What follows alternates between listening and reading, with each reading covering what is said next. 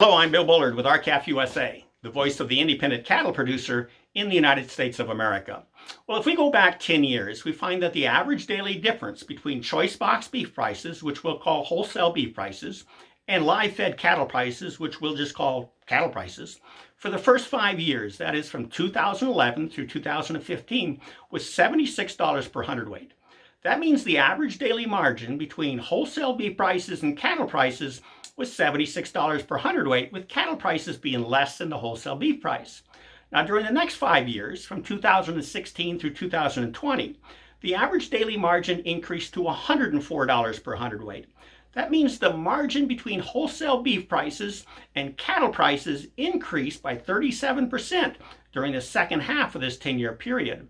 That is, cattle prices were lower and wholesale beef prices were higher.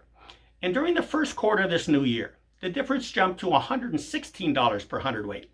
That means that during the first quarter of this year, the margin between the price of wholesale beef and the price of cattle increased by 53% compared to the average margin from 2011 through 2015. This means cattle prices were much lower and wholesale beef prices were much higher when compared to the initial 5-year period. Another way to put this is that the margin between what the American cattle producer receives for their cattle and what the beef packers are receiving for their beef is wider than ever before. So other than violations of antitrust laws, what else might account for this growing margin? Well, the historically narrower margin between cattle prices and wholesale beef prices was held in check by something known as competitive market forces. It was the invisible hand of competition that ensured that everyone along the supply chain who added value to the end product was rewarded with their competitive share of the value of that end product. So is it true that today's middlemen are now adding more value to the final beef product compared to what the American cattle producer is adding to that final product?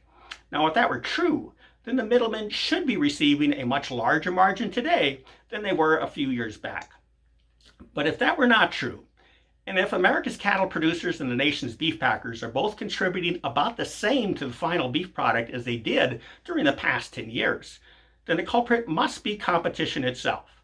In other words, the invisible hand of competition must not be working. Let's look at how competition once held a relationship between wholesale beef prices and cattle prices in check. As consumers initiate demand signals for beef through their purchasing patterns, packers would bid for their supply needs in the negotiated cash market.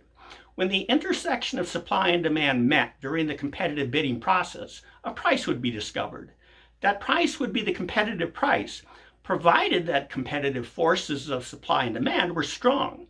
Now, those forces are strongest when you have many willing sellers, many willing buyers, strong demand, and a need for relatively large volumes of supplies. Now, in the cattle industry's case, you have many sellers but few buyers. That means competitive forces are inherently weaker in the cattle market.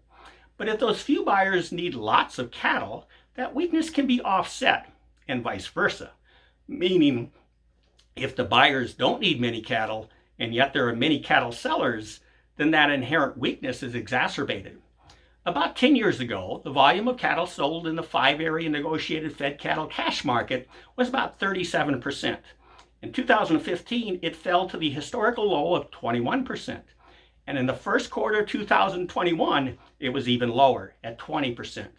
Now, the lack of competitive forces in the fed cattle cash market, exacerbated by insufficient volume, has contributed to the severed relationship between cattle prices and wholesale beef prices manifest since 2015.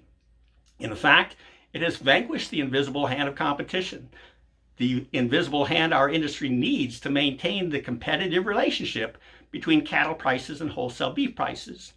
Now, the recently introduced Grassley Tester Bill, Senate Bill 949, which would immediately replenish the lost volume of cattle in the negotiated cash market, is the only meaningful solution offered to date to immediately restore the integrity and functionality of the invisible hand of competition in our industry. So please call your members of Congress today and urge them to support Senate Bill 949, the Grassley Tester Bill, also known as the Spot Market Protection Bill or the 5014 Bill. And please go to our website at r-cafusa.com to learn more. and to join with us so we can truly begin restoring the lost competition in your U.S. cattle market. With that, have a productive week. Thank you and goodbye.